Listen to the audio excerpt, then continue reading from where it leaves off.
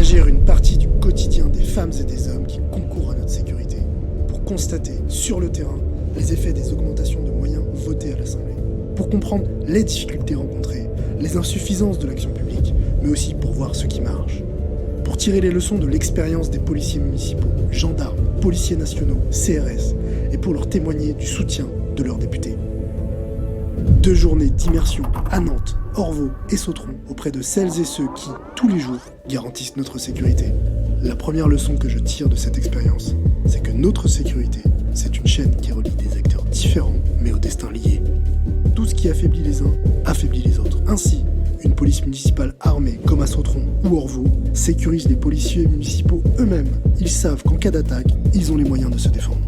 Mais cela permet aussi, et les gendarmes me l'ont expliqué, d'assurer une collaboration plus efficace lors des interventions entre la gendarmerie et la police municipale. La deuxième leçon, c'est que la connaissance du terrain est déterminante. Des policiers ou gendarmes insérés dans la population sont plus efficaces pour détecter les risques, mais aussi plus accessibles. Les efforts déployés pour accueillir les victimes, entendre leurs paroles, enregistrer leurs plaintes, portent leurs fruits. Investir sur les moyens matériels des policiers et gendarmes, c'est aussi un investissement social, car c'est permettre à nos policiers et gendarmes d'effectuer correctement leur travail. Un travail basé sur l'humain. C'est là la troisième leçon, la plus importante. Nos forces de sécurité ne sont pas seulement celles qui enquêtent, poursuivent, interpellent.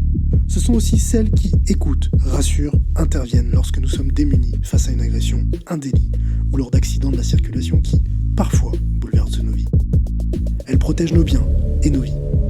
Et lorsqu'elles sont l'objet de campagnes de dénigrement, de slogans démagogiques et simplistes, d'agressions verbales ou physiques, c'est finalement notre sécurité à tous qui est mise en danger.